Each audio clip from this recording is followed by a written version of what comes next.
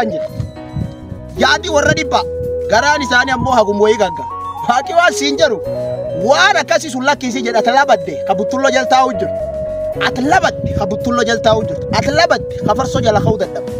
Kutaa tokkoffaa baratte kutaa tokkotti darbe keejiiti. Na abbutti baga gammadde congratulation kutaa tokkotti darbite ennaan maalan godha hojiin on jiru wedha maalan godha hojiin hin jiru wedha mucaa wallaalaadha. Yoon amanatee kadhateennaan iddoo guddaa ga'uu danda'a jedhee yaada garuu sanirra immoo darbee namni ofiisaatiif immoo waan hojjechuu qabus immoo irra jira jedhee yaada. Kanaaf namni tokko sa'aatii isaatti sirriitti gargaaramuutu hojii sarraa eegamu immoo sirriitti hojjechuutu irraa eegama. Warri dhiirotaa maal saqqalaa jirtu? Mucaan kun akkuma agartanii qabxii olaanaa saqqalteetti warri dhiirotaa warrumti mana fuuliira deemtanii fuulii saqqaltan kaaffee nyaata saqqaltan caatii saqqaltan buna saqqaltan maal qabaa amma akka mucaa kanaatti waan akkatti saqqaluu yoo dandeessan. Akka farfadhu hiikee gadi na dhiise akka farfadhu hiikee gadi na dhiise akka shubbisu hiikee gadi na dhiise. Lafeetti gadi si dhiise buleessa.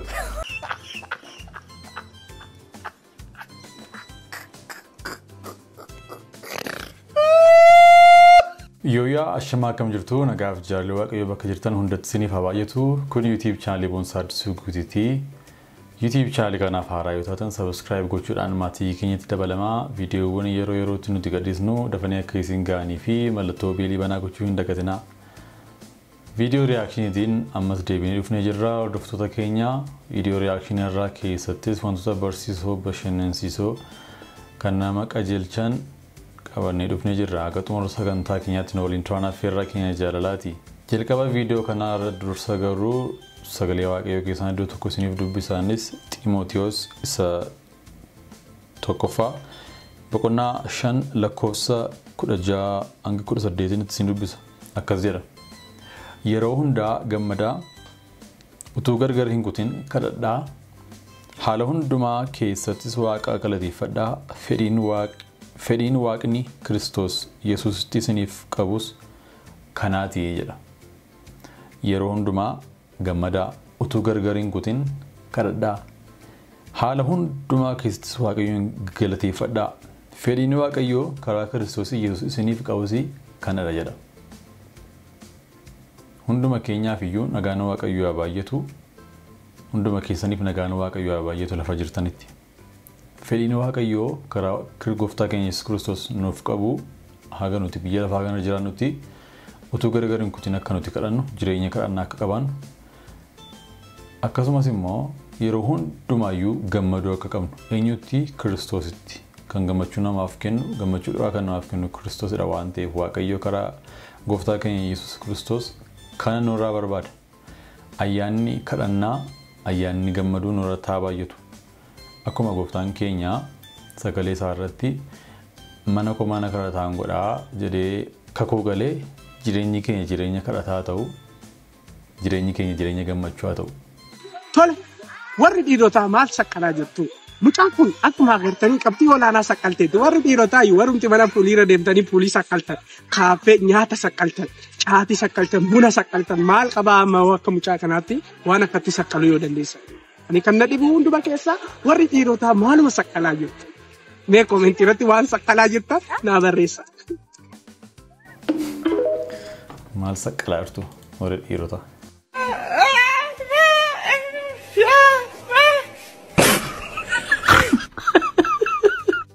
Ara tahu.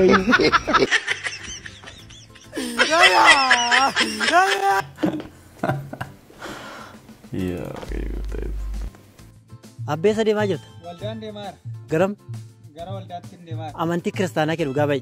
Nana mana hundumaa kan danda'u Waaqayyo Abbaatti uumaa waaqaaf lafaatti tokkicha ilma isaa Yesuus Kiristoos gooftaa keenyatti kan ulfeeffames hafuura qulqulluudhaan kan dhalates Maariyaam durba irraa kan dhiphates bara Phiilaaxoos Beentanichaatti kan fannifames kan du'es kan awwaalames Si'oolittis kan gadi bu'e guyyaa sadaffaattis du'aa kan ka'e gara waaqaattis kan ol ba'e hundumaa kan danda'u gara mirga Waaqayyo Abbaas kan taa'u achis kan deebi'u warra jiraniif warra du'eetti faraduudhaaf nana manaa hafuura qulqulluutti tokkicha qulqullaa waldaa kiristaanaa tokkummaa qulqullootaa dhiifamuu cubbuu du'aa ka'uu foonii jireenya bara baraati. Ameen. Wow. Dhugaatii maadhaati. Yeroo baay'ee waldaa keessatti lubni dirqama yoo hordofe malee beeksisa amantii kiristaanummaa keenya jechuun nuti ulfaata dhuguma dhugaa dubbachuudhaa fi sammuutti baay'een keenya beekuu dhiisuu dandeenya. Garuu beeksisa amantii kiristaanummaa beekuun baay'ee murteessaadha. Beeksisa amantii kiristaanummaa keenya yoo qabanne ibsuudhaaf nu rakkisu namatti amantii keenya himuudhaaf nu rakkisu ofii keenyattis yaada keenyattis dubbachuudha sammuu keenyattis himuudhaaf nu rakkisu jechuudha. Beeksisa amantii kiristaanummaa fi beekuun yookaan sammuutti qabachuun waan baay'ee irra nama eega. Barsiisa dogoggoraa irra nama eega. Warra nama goyyoomsa irra nama eega. Dubbii Waaqayyoo sammuu namaa keessa akka bubbulu akka namni yaadu godha. Kanaaf beeksisa amantii kiristaanummaa isatti amantan beekuun abshaalummaadha. Isiniin jedha. Namni Waaqayyoon amanatee kadhateennaan iddoo guddaa ga'uu danda'a jedhee yaada. Garuu isaan dura immoo darbee namni ofiisaatiif immoo waan hojjechuu qabus immoo irra jira jedhee yaada. Kanaaf namni tokko sa'aatii isaatti sirriitti gargaaramuutu hojii isarraa eegamu immoo sirriitti hojjechuutu irraa eegama. Akkas godhee isaaf immoo Waaqayyootti dhiiseennaan namni milkaa'uu hin danda'a jedheen amana. Qonnaa wajjin wal qabatee guyyaa hundumaatti namni maalan dubbisuu qaba. Achi immoo isa dubbisuu hundumaaf immoo daqiiqaa meeqa yookiin immoo sa'aatii meeqan kenna isa jedhu dursee barreeffatee kaa'ateetu achi immoo isa hordofuutu irra jiraata jedheen amana. Gammachuu ammanan jedhamneetu nutti dhaga'ame. Ibsuun isaayyuu ulfaataadha takka takkaan. Deeggarsa nuyi gochaa fi turre waan barumsaaf ishee barbaachisu waan ishee barbaachisu hundaa waan isheen gaafattu guutuudhaaf yaalu jechaadha. Isheenis waan isheen barbaaddu baay'ee kana miti akka ijoollee kana bitaa sana bitaa waan biraa irratti miti fookasiin ishee barumsarra. Barumsaaf immoo waan ishee barbaachisu kitaaboti jiru. Kitaabota gaaffii qaban kan gaaffii baay'ee irraa hojjettu isaaniin barbaadde yeroo baay'ee isheen barbaaddu sanaan immoo deeggarra jechaadha bukkee dhaaban. 12 erga geesse deeggarsa addaa wanti gooneef hin jiru.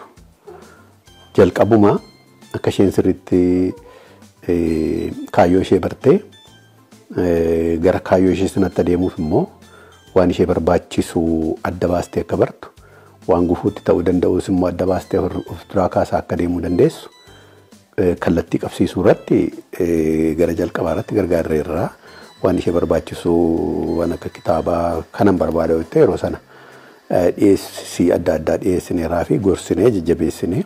Barumsa keessanitti cimuun yoomiyyuu sin gargaara jedhee yaada. Dhumni keessan karaa sana ta'uu dhiisuu danda'a. Biizinasii ofii banattanii hojjechuu dandeessu. Garuu maaliyyuu yoo hojjettanii dursa immoo barumsa barattanii xumuruun isinumaaf iyyuu gargaarsa baay'ee isiniif laata jedheen yaada. Lafa deemtanitti barattoota yeroo taatanii fi nama barate yeroo taatanii fi nama hin baranne yeroo taatanii ija namaa keessatti iyyuu wanti jiru wal fakkaataa miti. Hojii baay'ee iyyuu erga hojjettanii booddee duubatti deebitanii barattoota akka turtanii yeroo ta'etti barumsa tokko barattanii akka qabxii gaariidhaan fixxan yaaduun iyyuu isinii fi keessa keessanitti gammachuun uumu iyyuu wanta guddaadha. Kanaaf dhumni keessan karaa sanarra hojjechuu haa ta'uus karaa ofii keessan irra deemuu haa ta'uus barumsa keessanitti cimaan jedha. Dhaamsiin qabu kanadha. Egaa maatiin mucaa kanarratti waan baay'ee hubattu jedhee yaada. Keessumaatii maatiin kiristaanaa ijoollee keessan akkamitti akka guddisuu qabdanii waan tokko qofa irratti xiyyeeffachuu otoo hin taane gama lamaaniin gama hafuuraatiinis gama fooniitiinis ijoollee irratti xiyyeeffatanii ijoollee seeraan guddisuun naamusaan disipiliinaan guddisuun baay'ee barbaachisaa akka ta'e obboleettii kanarraa kan irraa barannu isheenis jireenya akkasii keessatti akka dabarteedha kan isheen nutti himaa jirtu jechuudha. Hafuuraan jabaatanii akkasumas immoo foonittis barumsa ofiittis qaxalee ta'uun akka danda'amu nutti himaa jirti jechuudha. Kanaaf maatiin ijoollee keessanii akka isaan qaxalee ta'an yoo barbaadan qaxalee duwwaa otoo hin taane immoo naamusa qabatanii akka isaan guddina isaaniitti dhufan yoo barbaadu ta'e foon qofaatiin otoo hin taane jireenya amantii isaanii ijoollummaa irraatii kaasaatii cimsaa barsiisaa baratanii amantii isaaniitti ajabaatan waldaa keessatti guddatanii haa tajaajilan waldaatti qabamanii haa jiraatanii jechuudha. Isa booddee milkiin inni kaan hin bareedaaf sheeppii qabata. Roga qabata jechuudha. Kanaafiyyuu waldaan kiristaanaa guddina dhalootaatiif baay'ee murteessaadha. Kuni bu'aa waldaa kiristaanaa keessaa tokkodha jedhee amanaanii Waaqayyo obboleettii keenya ammayyuu milkeessee sadarkaa guddaarraa isa isheen feetuun akka ga'u kadhannaa keenya jechuudha.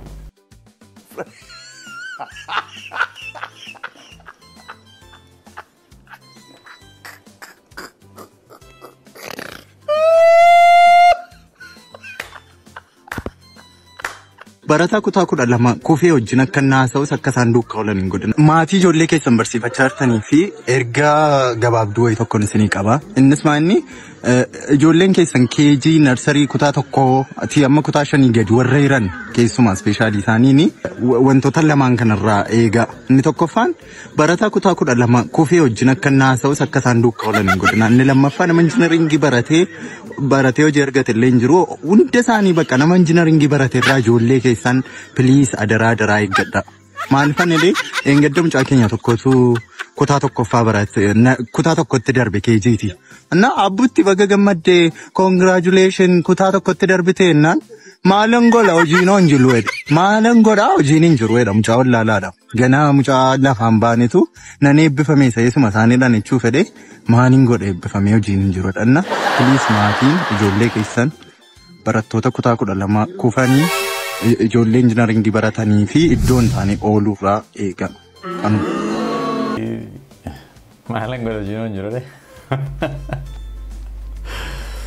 Dinqii Yesus. Dinqii gooftaa. Olii gadi dhufee tuulna kaase na jabeesse na dhaabe galataanii na lallaba nan faarfadha jalin jedhu kansaa naman ta'e isaanii.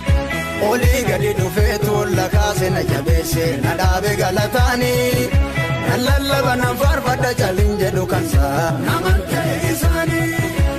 Akka lallabu hiikee gadi na dhiise akka lallabu hiikee gadi na dhiise akka lallabu hiikee gadi na dhiise akka farfaddu hiikee gadi na dhiise. Akka lallabu hiikee gadi na dhiise maal akka lallabu hiikee gadi dhiise kun lafee fixuu fi hiikee gadi dhiifame malee kun. Akka farfaddu hiikee gadi na dhiise akka farfaddu hiikee gadi na dhiise akka shubbisu hiikee gadi na dhiise. Lafeetti gadi si dhiise boleessa. Walumaa galatti waldaan waxxartuu diinaa waxxaraa ooltee jechuudha. Egaa irrammoo beeksisa yookaan gabaasa waldootii dhaggeeffannee walitti deebina. Abbaan darabee siin hime. Kanan dhufee beeksisa waldaa keenyaa isinitti dhageessuun dhufee waldaan irra dhufee waldaa waxxartuu diinaati. Waldaan waxxartuu diinaa guyyaatti seexanoota 200 ol waxxartee kan ooltu yommuu ta'u akka biyya keenyaatti sadarkaa tokkoffaa qabattee jirti. Walumaa galatti waldaan waxxartuu diinaa waxxaraa ooltee jechuudha. Buusii sassaabamuun mana guddaa abbaa darbii 18 ijaarrachuu dandeenye jirra. Akkuma kana karoorri keenya inni guddaan bara 2017 immoo zayitii hedduu gurguruudhaan karaa faayinaanshaaliidhaan bu'aa baay'ee argamsiisudha. Itti dabalee immoo karoorri waldaa waxxartuu diinaa bara kanatti iddootii abbootii qabeenyaa hedduun argamanitti waldaa keenya banuudhaan faayinaanshaaliidhaan iddoo guddaa ga'uudhaaf karoorfannee jirra. Lubbuu meeqa deebistan? Lubbuu maaliidhas?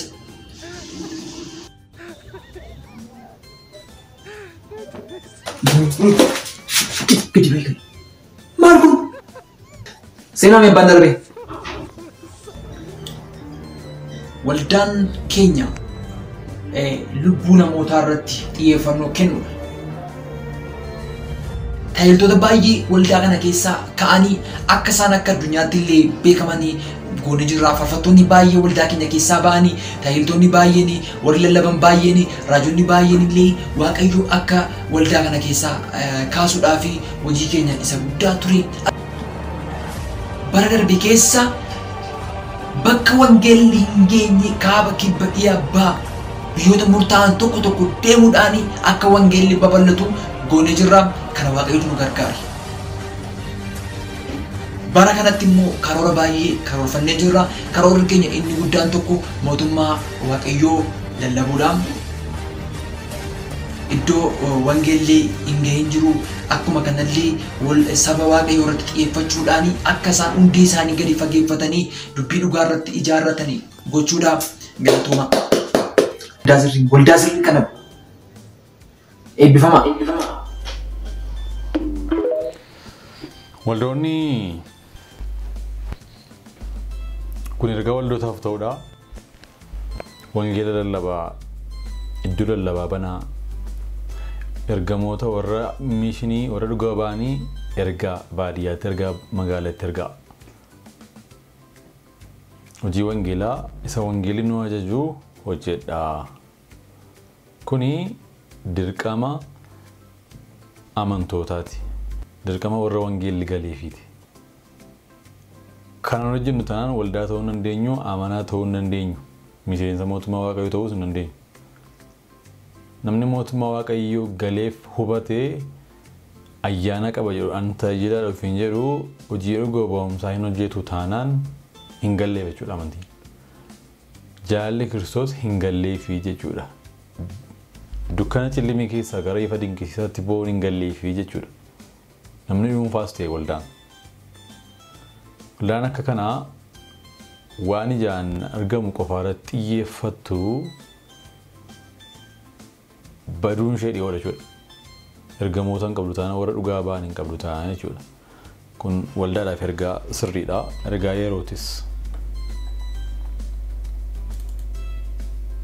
ergasii qabna waan kan laalu jirtu kitaabi Isaayaa boqot 5 qajeeltu 11 akka jedhu Isayyaa baddaneet warri ganamaan kaatanii garmaan farsooriita isan labaddan warri ganamaan kaatanii garmaan farsooriita atini namu waaqaaf xaarmuzi biira ol bir qabatu habutullo biira jala ba'uu dadhabdu butullo biira akkisiin jirtu agartani mataan qallaa garaan balla warri isii dhugcuuf akkan jedhu yaadi warra dhibba garaan isaanii ammoo hagum wayii gagga faaqii waan siin jedhu waan akkasii sun lakkiisii jedha talabadde kabutullo jaltaa hojjiru atlabadde kabutullo jaltaa hojjiru atlabadde kafarso jala ka'uu dadhabdu atlabadde hawanni cuftii sitta dhoofte atlabadde ka lafti simmiyoofte waaqii wanni waaqa sitta dhoofte atlabadde ka jaalal waaqa durii deete waaqii waan jedhu at maqanam jiru qabda yadoote ammoo dafi hay waan afsuun jabees farso jala fagaadhe butullo biira jala hay butullo biira jala lafkaa yammallee waaqii akkan siin jedha eebbifama sheer tolcha erga kan name duudha qabsa warri waan akkasii dhugu cufaa sheer tolcha eebbifama